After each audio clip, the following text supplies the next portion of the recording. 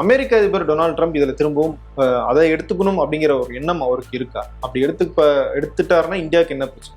அது இந்தியாவுக்கு வந்து ஒரு முக்கியமான தீவு. நம்முடைய நாட்டுக்கு அச்சுறுத்தல் வருவதற்கான வாய்ப்புகள் இருக்கின்றன. அந்த ஐலண்டு வந்து நாங்கள் உங்கள்கிட்ட கொடுத்துட்றோம். ஆனால் வந்து அந்த தீவை நாங்கள் கொடுத்ததுக்கு அப்புறம் தீவில் இருக்கக்கூடிய பங்களாதேஷ் ஒரு பக்கம் சுதந்திரத்துக்கான அந்த போர் நடந்துட்டு இருந்தப்போ இந்தியா பங்களாதேஷுக்கு ஆதரவு கொடுக்கக்கூடாது அப்படிங்கிற ஒரு நிலைப்பாட்டில் அமெரிக்கா இருந்ததாகும். முஜிபுர் ரஹ்மான் எலெக்ட் ஆகி அவரை பதவி எடுக்கக்கூடாதுன்னு சொன்னது வந்து ஒரு நம்பிக்கை கொடுக்கக்கூடிய நட்பு நாடு எதுவும் இல்லை அப்படிங்கிற மாதிரி தோற்றம் தான் இருக்கு. இது இந்தியாவுக்கு நல்லதா? நம்முடைய எல்லை பாதுகாப்பாக இருக்கிறதுக்கு நம்முடைய எல்லையில் உள்ள நாடுகளோட சமையல் எண்ணெய் மற்றும் உணவுப் பொருள் ஏற்றுமதியில் 20 ஆண்டு கால அனுபவம் பெற்ற ஸ்டார் எக்ஸ்போர்ட் ஹவுஸ் கயல் ஆக்ரோ ஃபுட்ஸ். விகடனின் சிறப்பு நேர்காணலுக்கு வரவேற்கிறோம். டொனால்ட் ட்ரம்ப் ஒரு பக்கம் வெனிசுலாவில் பிரச்சனை பண்ணிருக்காரு, இன்னொரு பக்கம் கிரீன்லாண்டை எடுத்துக்கணும் அப்படின்னு பேசிட்டு இருக்காரு. அடுத்ததாக இந்திய பெருங்கடல்ல ஒரு பகுதியில் வந்து அவர் கண்ணு வச்சிருக்காரு. அதுதான் வந்து டியோகோ கிராசியா அப்படின்னு சொல்லப்படுற ஒரு தீவு. இதனால இந்தியாவுக்கு அச்சுறுத்தல் ஏற்பட போகுதா?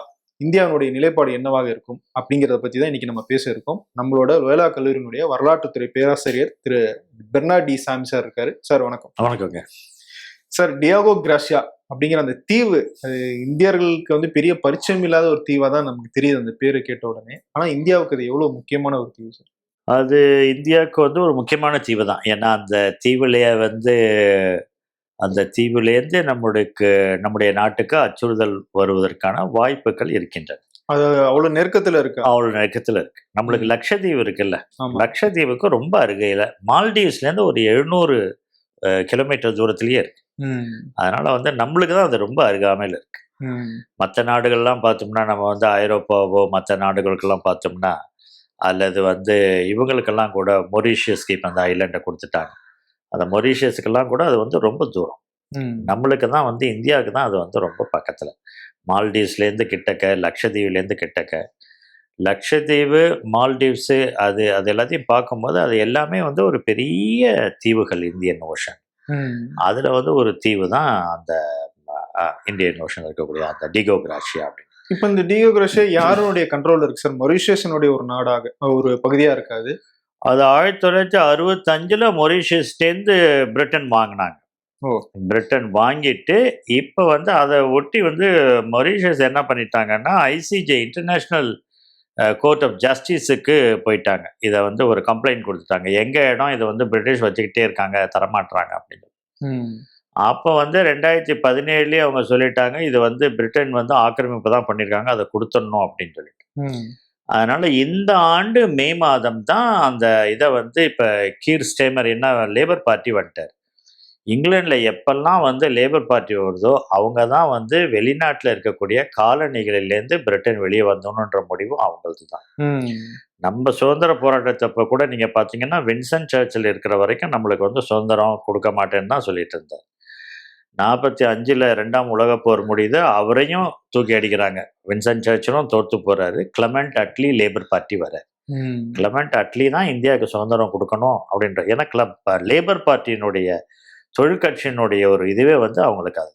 அதே போல் இங்கேயும் கீர் ஸ்டேமர் வந்து அதை கொடுத்துடலாம் அப்படின்னு சொல்லிட்டு மே மாதம் வந்து ஒரு மொரீஷியஸோட ஒரு ட்ரீட்டி போட்டுட்டு கொடுத்துட்டார். அது இப்போ கைமாற போகுது. அதை தான் இப்போ ட்ரம்ப் வந்து அவருடைய இதில் வந்து வலைப்பக்கங்களில், சமூக வலைத்தளங்களில் அவர் வந்து பதிவிட்டிருக்காரு. இங்கிலாந்து வந்து ஒரு பெரிய தப்பு பண்ணிடுச்சு, டியோகோ கிராசியாவை திருப்பியும் மொரீஷியஸுக்கு கொடுத்துருச்சு, அது கொடுக்கக்கூடாது, அதை நம்ம வச்சிருக்கணும் அப்படின்னு சொல்லிட்டு. இருந்தாலும் இதை கொடுக்கும்போது அவங்க போட்டுக்கிட்ட இது என்னன்னா, ட்ரீட்டி என்னன்னா, அந்த ஐலண்டு வந்து நாங்கள் உங்கள்கிட்ட கொடுத்துட்றோம். ஆனால் வந்து அந்த தீவை நாங்கள் கொடுத்ததுக்கு அப்புறம் அந்த தீவில் இருக்கக்கூடிய அமெரிக்க, பிரிட்டிஷ் அந்த இராணுவ தளம் அங்கேயே இருக்கும். அதுக்கு 99 ஆண்டுகள் லீஸ் பீரியடு வாங்கிக்கிட்டாங்க. 99 ஆண்டுகளுக்கு நீங்கள் வந்து எங்களை வெளியேற்ற முடியாது, அந்த 99 ஆண்டுகளுக்கு அப்புறமும் 40 ஆண்டுகளும் வெளியேற்ற முடியாது அப்படின்ற மாதிரி ஒரு ட்ரீட்டி ஒன்று போட்டுக்கிட்டாங்க.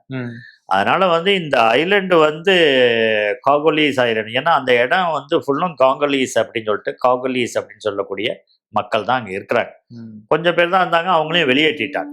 அது ஃபுல்லுமே வந்து உங்களுக்கு வந்து கோகனட் ட்ரீஸ் தான், தென்னை மரங்கள் தான்.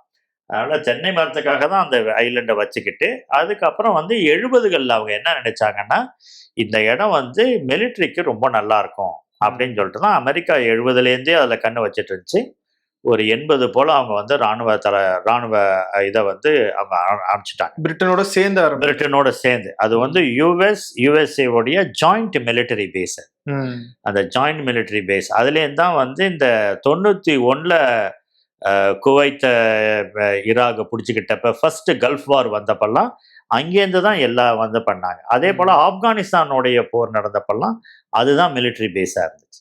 அதனால வந்து இந்தியன் ஓஷனில் வந்து அது ஒரு முக்கியமான இந்திய பெருங்கடலில் இருக்கக்கூடிய முக்கியமான ஐலண்டு சென்டராக இருக்கிறதுனால ஆப்பிரிக்கா, ஏஷியா எல்லாத்துக்குமே வந்து அதுவும் வந்து மிடில் ஈஸ்ட் கண்ட்ரீஸுக்கு வந்து அங்கேருந்து இராணுவத்தை அனுப்புறது, அங்கேருந்து கப்பல்கள் அனுப்புறது அப்படின்றத உங்களுக்கு ஈஸியாக இருக்கும் அப்படின்னு சொல்லிட்டு தான் அதை எடுத்தாங்க. அதனால இப்போ அதனுடைய நிலைப்பாடு அதுதான். அதனால தான் அவர் வந்து கொடுக்கக்கூடாது, திருப்பியும் மொரீஷியஸ்ட்டை கொடுக்கக்கூடாது அப்படின்றது தான் ட்ரம்ப்னுடைய ஒரு நிலைப்பாடு. யூகே வந்து அந்த தீவை மொரீஷியஸ்கிட்ட கொடுக்கறதுக்கு இந்தியா வந்து நிறைய முயற்சி பண்ணாங்க, அதுக்கான வேலைகள் பார்த்தாங்க அப்படின்னு சொல்லப்படுது. ஏன் இந்தியா வந்து அதை அவ்வளவு தீவிரமா பண்றாங்க? ஒன்று, மொரீஷியஸில் வந்து இந்திய வம்சாவளியினர் மிக அதிகமாக இருக்கின்றார்கள். இன்னொன்று வந்து மொரீஷியஸுக்கு வந்து தொடர்ந்து நம்முடைய உதவிகளும் நம்முடைய நட்புறமும் வந்து எப்போதுமே இருந்து கொண்டிருக்கின்றன. மொரீஷியஸுக்கு ஏற்பட்ட ஒரு பிரச்சனை இது. அதனால வந்து இந்தியாவும் வந்து இதை வந்து மொரீஷியஸோட இன்னொன்று வந்து காலனி ஆதிக்கத்தில் திருப்பியும் வந்து நீங்கள் காலனிகளை வைத்துக்கொண்டு பழைய மாதிரியே இருக்கக்கூடாது, அந்தந்த நாடுகளுக்கு சொந்தமான இடங்களை நீங்கள் கொடுத்து விடுங்கள் அப்படின்றதுல இந்தியா குரல் கொடுத்தது ஒரு சிறப்பான பகுதி தான் அது. அதனால வந்து மொரீஷியஸோட சேர்ந்து நின்று, ஏன்னா அங்கே இந்திய வம்சாவளியினர் தான் அங்கே வந்து இப்போ பிரதமராக இருக்கின்றார். தொடர்ந்து அங்கே இருக்கக்கூடியவர்கள் எல்லாமே இந்திய வம்சாவளியினர் தான். அதனால அவர்களுக்கு குரல் கொடுத்து ஐநாவிலும் இதற்காக சப்போர்ட்டாக பேசி அந்த இடத்த வாங்கி கொடுத்துட்டாங்க. அது சரியான ஒன்று. ஆனா இந்தியா வந்து அங்க இருக்கிற அமெரிக்கா, யூகே உடைய அந்த பேஸ் இருக்குல்ல, அதை அச்சுறுத்தலா பார்த்துச்சா? அது இருக்கக்கூடாது அப்படிங்கிற காரணத்துக்காக இதை செஞ்சிருப்பாங்க. கட்டாயமாக இருக்கும். ஏன்னா இந்தியாவும் வந்து நம்மளும் வந்து எங்கேருந்து வந்து வெளிநாடுகள்லேருந்து வரக்கூடிய அபாயங்கள் அல்ல அப்படின்றத நம்ம பார்க்குறப்ப, டிகோ கிராஷியா வந்து ஒன்று சைனாட்ட போயிடுச்சு அப்படின்னு சொன்னால் அது வந்து இந்தியாவுக்கு வந்து ஒரு டைரக்ட் அச்சுறுத்தலாக அது இருக்கும்.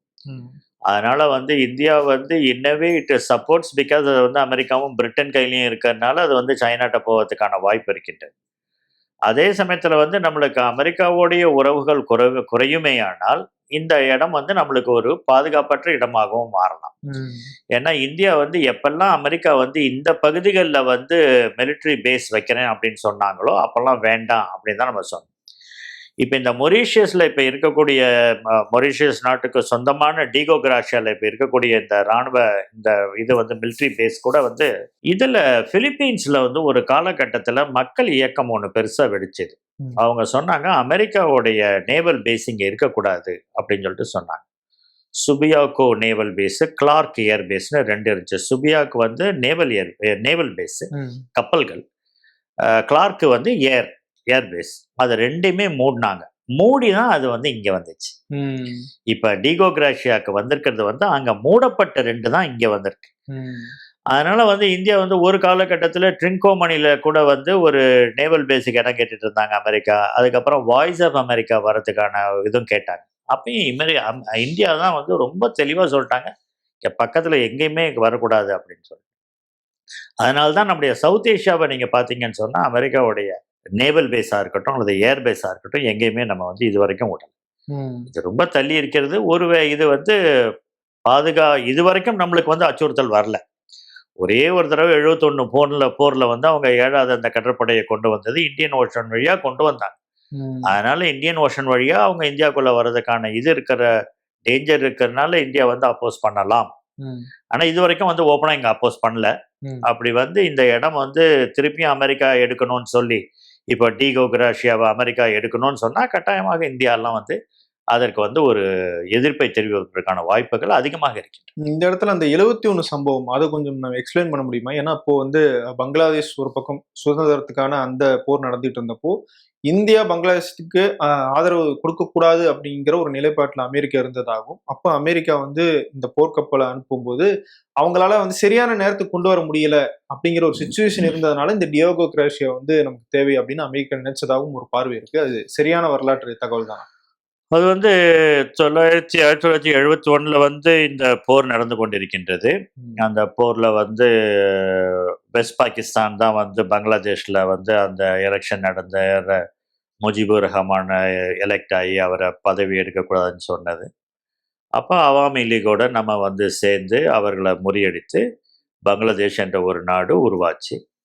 அதுக்கு முன்னாடியே பங்களாதேஷ்லேருந்து நிறைய மக்கள் அகதிகளாக இந்தியாவுக்கு வந்தாங்க. கிட்டத்தட்ட ஒரு 10 லட்சம் மக்கள் வந்து இங்கே அகதிகளாக வந்தார்கள்.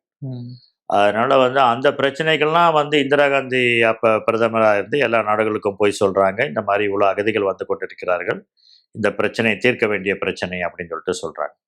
அப்போ உலக நாடுகள் அதில் அவ்வளோ கவனத்தில் எடுத்துக்கல. அப்போ அமெரிக்காவில் வந்து நிக்சன் வந்து அதிபராக இருக்கின்றார். நிக்சனும் வந்து குடியரசுக் கட்சியை சேர்ந்தவர். அவரும் வந்து ஒரு ஏகாதிபத்திய கொள்கையை கடைபிடிக்கக்கூடிய ஒருவர் அவர்.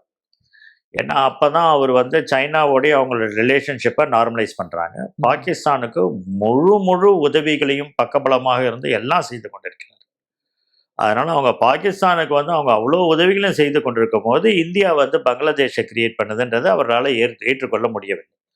அதை வந்து அவர் வந்து குறிப்பிடுறார். நிக்சன் வந்து அவருடைய சுயசரிதையிலும் குறிப்பிடுறார். இந்த மாதிரி இதை நாங்கள் ஏற்றுக்கொள்ளவில்லை, இது எங்களுக்கு வந்து எதிராக போகின்றது, இது வந்து பாகிஸ்தானுங்க நாங்கள் கொடுக்க, ஏன்னா அப்போ தான் F-16 பாகிஸ்தானுக்கு நிறையா கொடுத்து பாகிஸ்தானை சப்போர்ட் பண்ணிட்டு இருக்கிறப்ப இந்தியா வந்து பாகிஸ்தானை தோற்கடித்தது என்பதை அவர்களால் ஏற்றுக்கொள்ள முடியல. அதனால் இந்தியாவுக்கு வந்து ஒரு த்ரெட்டு கொடுக்கணும், ஒரு பயமுறுத்தல் கொடுக்கணும் அப்படின்றதுக்காக தான் இந்தியன் ஓஷனில் அவங்க வந்து அந்த 7th ஃப்ளீட்டை கொண்டு வந்து நிறுத்துறாங்க. ஏன்னா நிக்சனுக்கு வந்து அப்போ வந்து ஃபாரின் பாலிசியில் செக்ரட்டரி ஆஃப் ஸ்டேட்டாக அங்கே இருந்தவர் வந்து கிஸ்ஸிங்கர், ஹென்ரி கிஸ்ஸிங்கர். அவரும் வந்து பயங்கரமான ஆள். அவர் தான் வந்து அவருக்கு அட்வைஸ் எல்லாம் கொடுக்கறதெல்லாம் அவர் தான். அவங்க தான் இந்த ஒரு பயமுறுத்தலை இந்தியாவுக்கு கொடுக்கணும் அப்படின்ட்டு சொல்லி இந்த ஒரு 7th ஃப்ளீட்டை வந்து இந்தியன் ஓஷனில் கொண்டு வந்து நிறுத்தி பொருளத்தை, அதாவது தலையிடணும் அப்படின்றது இல்லை, ஒரு பயமுறுத்தல் கொடுக்க வேண்டும் என்று ஒரு பயமுறுத்தலை கொடுத்தார்கள். எனவே அதற்காக பின்னாடி அவர்கள் வருத்தப்பட்ட நிகழ்வுகள்லாம் நிறைய இருந்துச்சு. அதனால வந்து ஆனால் அந்த சமயத்தில் அந்த ஒரு பயமுறுத்தல் அமெரிக்கா இந்தியாவுக்கு கொடுத்தது. அது இந்தியன் ஓஷன்ல எந்த இடத்துக்கு அவங்க கொண்டு வந்தாங்க அந்த படை? டீகோ கிராஷியா பக்கம் தான் கொண்டு வந்தாங்க. டீகோ கிராஷியாக்கு தான் கொண்டு வந்தாங்க. அங்க அதுதான் வந்து, ஏன்னா அதுதானே உங்களுக்கு லட்சத்தீவுக்கு பக்கத்துல வருது, மால்டீவ்ஸுக்கு பக்கத்துல வருது, அதுதான் இந்தியாவுக்கு வந்து கிட்டக்க வர்றது வந்து அதுதான். அப்போத்துல இருந்தே வந்து இந்த டீகோ கிராஷியான்றது இந்தியாவுக்கு எந்நேரம் வேணா அச்சுறுத்தல் ஏற்படுற ஒரு சிச்சுவேஷன் தான். ஆனா இந்தியா அப்போ இந்திரா காந்தி அந்த அச்சுறுத்தலை வந்து எப்படி எதிர்கொண்டாங்க? அவங்க அதை வந்து ஒரு இதாக பார்க்கல. அமெரிக்கா 7th ஃப்ளீட்டு கொண்டு வந்ததுன்ற ஒரு செய்தி தான் வந்ததே ஒழிய அதை வந்து அவங்க வந்து இந்தியாவுக்கு நெருக்கமாக கொண்டு வந்து அதிலிருந்து வந்து பிரச்சனைகளை ஏற்படுத்தும் அந்த மாதிரி கொண்டு வரல. அமெரிக்காவுடைய 7th ஃப்ளீட்டு இந்தியன் ஓஷனுக்கு வந்துருச்சு, இதுதான் செய்தி. அதுக்கப்புறம் வந்து அதனால வந்து பாதிப்புகள், ஆனால் வந்து இதை வந்து பயமுறுத்தலுக்காக தான் கொண்டு வந்தோம் அப்படின்றத வந்து நிக்சனுடைய சுயபரிசீலனையில சொல்லியிருக்காரு. அது ஒரு தாக்குதலா போறதுக்கு எண்ணம் இல்லை. ஸோ அது தெரிஞ்சு மேபி இந்திரா காந்தி அது பெருசா கன்சிடர் பண்ணாம இருக்கலாம். இப்போ டியோகோ கிராஷியா மொரிஷியஸ் கைக்கு போகுது, இருந்தாலும் அந்த பேஸ் இருக்குன்னு சொல்றீங்க. அமெரிக்க அதிபர் டொனால்ட் ட்ரம்ப் இதுல திரும்பவும் அதை எடுத்துக்கணும் அப்படிங்கிற ஒரு எண்ணம் அவருக்கு இருக்கா? அப்படி எடுத்துட்டாருன்னா இந்தியாவுக்கு என்ன பிரச்சனை? இதுதான் அவர் வந்து நேற்று அவருடைய இதில் வந்து சொல்லியிருக்காரு. இந்த மாதிரி வந்து பிரிட்டன் வந்து அந்த ஐலண்ட்ஸை திருப்பி கொடுத்தது அப்படின்றது வந்து மிகப்பெரிய தவறு, அதை வந்து கொடுத்துருக்க கூடாது, அதை நம்ம வந்து வச்சிருக்கணும் அப்படிங்கிறது தான் சொல்றாரு அவர். ஏன்னா 2 நாட்டுகளுடைய ஜாயிண்ட் ஏர்பேஸும் நேவல் பேஸும் அங்கே இருக்கிறதுனால அவர் வந்து அதை சொல்றாரு. அதனால தொடர்ந்து அதை வைத்துக்கொண்டு அதன் மூலமாக வந்து இன்னைக்கு மற்ற நாடுகளில் ஏற்படக்கூடிய ஒரு இன்ஸ்டெபிலிட்டியை இது பண்ணுறதுக்காக, அப்படி இல்லாட்டியும் அது வந்து அங்கே ஒரு பேஸ் இருக்குன்னு சொன்னால் அது ஒரு பயமுறுத்தல் தானே மற்ற நாடுகளுக்கு, சிறிய நாடுகளுக்கு, ஐலண்ட்ஸுக்கு, மற்றதுக்கெல்லாம் வந்து அமெரிக்கா வந்து ரொம்ப தூரத்தில் இல்லை, அமெரிக்கா படைகள் இங்கே இருக்கின்றன அப்படின்றது வந்து ஒரு சைக்கலாஜிக்கலாக ஒரு ஃபியரை கொடுக்கணும் அப்படின்றதுக்காக அந்த இடத்த அவர் வச்சுக்கணும் அப்படின்னு சொல்லிட்டு பார்க்குறாரு. ஆனால் அது வந்து அந்த நேவல் பேஸை அவங்க வச்சுக்கலாம், ஆனால் அந்த இடம் வந்து மொரிஷியஸுக்கு சொந்தமானது, அது கொடுக்கறதுக்கான எல்லா ஏற்பாடுகளும் பண்ணி ட்ரீட்டியும் சைன் பண்ணிட்டாங்க. அதுலேருந்து பின்வாங்க முடியாது. அவ்வளோ பெரிய கிரீன்லாண்டே எடுத்துக்கணும்னு நினைக்கும் போது டியோகோ கிராஷியா வந்து அவர் எடுத்துக்கணும்னு நினைக்க மாட்டாரா? அதான் அப்படிதான் நினைக்கிறாரு அவர் கிரீன்லாண்டையும் டியோகோ கிராஷியாவும் கம்பேர் பண்றாரு. ரெண்டுமே வந்து ஸ்ட்ராட்டஜிக்கலி லொக்கேட்டட். அது வந்து நம்மளுக்கு வந்து ஐரோப்பாவையும் இதையும் இது பண்றதுக்கு ஏஷியாவுடைய இதுக்கும் அது கரெக்டாக இருக்கும். இங்கே எடுத்தோன்னு சொன்னால் மற்ற எல்லா நாடுகளுக்கும், கிட்டத்தட்ட வந்து ஆப்பிரிக்காவுக்கும் மிடில் ஈஸ்டர்ன் கண்ட்ரீஸுக்கும் இது வரைக்கும் வந்து இராணுவங்களை அங்கேயும் தான் எடுத்து போயிட்டு இருந்தாங்க. சவுத் ஏஷியாவுக்கும், ஏன்னா ஆப்கானிஸ்தான் வாரும் வந்து அங்கேயும் தான் அவங்க போட்டாங்க. அதை தான் மெயினாக வச்சுருந்தாங்க. அதனால வந்து அதை வந்து ஒரு இதாக மெயினாக வச்சுக்கணும்னு தான் அவர் பார்ப்பார். எனக்கு இந்த கிரீன்லாந்து வெனிசுலா பிரச்சனையில அமெரிக்கா கொண்டு வந்தது இந்த ஹெமிஸ்பியர் ப்ராப்ளம்னு ஒன்று சொல்றாங்க. எங்களுடைய ஹெமிஸ்பியர்ல எங்களுடைய கட்டுப்பாட்டுல இருக்கிற கடல்ல அது எல்லாம் வந்து எங்களுடைய கட்டுப்பாட்டுல இருக்கணும். ரஷ்யாவோ சைனாவோ வேற யாரும் வரக்கூடாது அப்படிங்கிறதுக்காக நான் வெனிசுலா எடுக்கிறேன், கிரீன்லாந்து எடுக்கிறேன்னு நியாயம் பேசுறாரு. அப்படி இருக்கும்போது இந்தியாவுடைய ஹெமிஸ்பியர்ல இருக்கிற அந்த டியாகோ கிரேஷியா அதுல இந்தியா ஏன் ஒரு ஆர்மி பேஸையோ ஒரு நேவல் பேஸையோ அமைக்கணும்னு நினைக்கல? ஏன் இந்தியா வந்து அதை வாங்கணும்னு நினைக்கல? இந்தியாவுக்கான பாதுகாப்பு அம்சம் அப்படிங்கிற அடிப்படையில ஏன் இந்தியா அதை எடுத்துக்கணும்னு நினைக்கல? இந்தியா வந்து நம்ம சுற்றி வந்து பாதுகாப்புக்கு பங்கம் விளைவிப்பதற்கான நிகழ்வுகள் நடக்கக்கூடாது அப்படின்றத தெளிவாக இருக்கு. அதனால் வந்து அவங்க ஸ்ரீலங்காவுக்கு வரணும்னு நினச்சப்ப அல்லது பங்களாதேஷுக்கு வரணும்னு நினச்சப்பெல்லாம் இந்தியா வந்து ஒரு வலுவான எதிர்ப்பை கொடுத்து கொண்டு தான் இருந்தார்கள், தொடர்ந்து கொடுத்து கொண்டு தான் இருக்காங்க. அதனால் சவுத் ஏஷியாவை பொறுத்த வரைக்கும் அமெரிக்கா வந்து எந்த பகுதியிலையும் வராமல் வந்து நம்ம பார்த்துக்கிட்டோம்.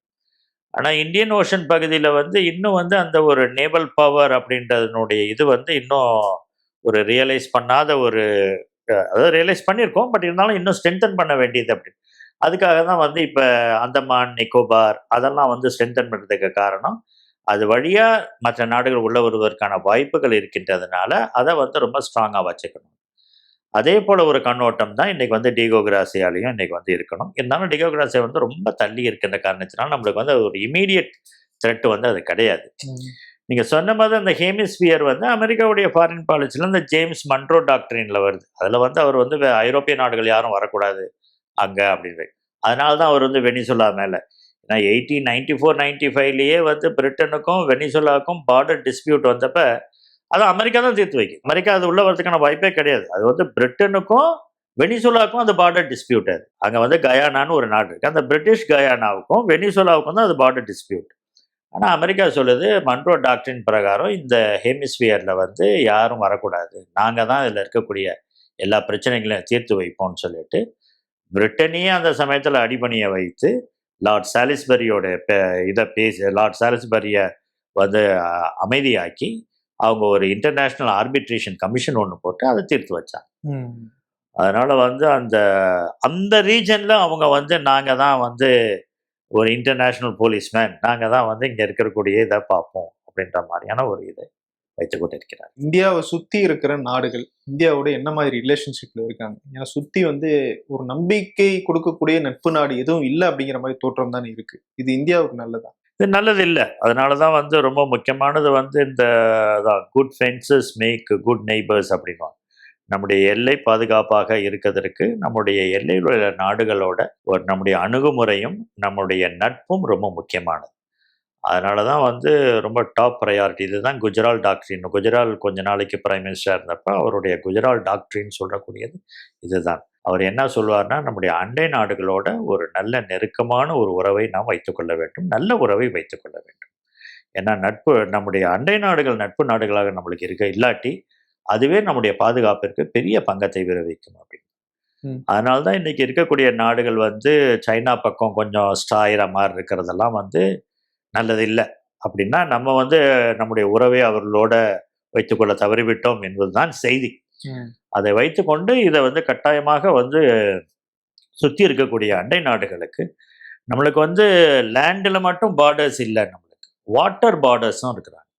தண்ணியிலையும் நம்ம பார்க்கணும். தண்ணியில் எப்படி பார்த்தோன்னு சொன்னால் நம்மளுக்கு வந்து மியான்மர் இவங்கெல்லாம் வந்து தண்ணியில் இருக்கக்கூடிய தாய்லாந்து இவங்கெல்லாமும் நம்முடைய நெய்பரிங் கண்ட்ரிஸ் தான். அதனால் இந்த உறவு என்பது வந்து தண்ணிலையும் சரி நிலத்திலையும் சரி சுற்றி இருக்கக்கூடிய எல்லா நாடுகளோடையும் ஒரு நட்பு நாடுகளாக அவர்களை வைத்துக் கொள்வது என்பது நம்முடைய பாதுகாப்பிற்கு மிக மிக அவசியம். இப்போ வந்து இந்தியா எப்பயுமே தனக்கான பிரச்சனை அப்படிங்கும் போது சண்டைக்கு போயிருக்கு, பாகிஸ்தானோடையோ சைனாவோடையோ போயிருக்கு. ஆனா இப்போ வந்து உலகமே வேற ஒரு நியூ ஆர்டர் நோக்கி போயிட்டு இருக்கு. அப்படின்னும் போது வேற ஒரு அலையன்ஸ்குள்ள இந்தியா வந்து போக வேண்டிய கட்டாயத்துக்கு தள்ளப்படுமா? இவ்வளவு நாள் அது இந்தியாவுடைய ஃபாரின் பாலிசியில் இல்லை. இது என்னுடைய பிரச்சனை இல்லைன்னா இந்தியா அதுக்குள்ள போக மாட்டாங்க. நட்பு நாடாகவே இருந்தாலும் அதுக்கு பெரிய அளவுல இந்தியா சப்போர்ட் பண்ண மாட்டாங்க. அப்படி இருந்து தன்னுடைய நிலைப்பாடை இந்தியா மாறி ஒரு அலையன்ஸ்குள்ள போய் அவங்களும் வேறொரு நாட்டினுடைய போருக்குள்ள போறதுக்கான சிச்சுவேஷன் ஏற்படும். இந்தியாவுடைய அந்நிய நாட்டு கொள்கைகளை வந்து அது இல்லை. நம்முடைய அந்நிய நாட்டு கொள்கைகள் வந்து நம்முடைய அரசியலமைப்பிலேயே நம்முடைய டிரெக்டிவ் பிரின்சிபல்ஸ் இந்த ஸ்டேட் பாலிசி சொல்லுமே இந்த அதிலேயே வந்து குறிப்பிடப்பட்டிருக்கிறது.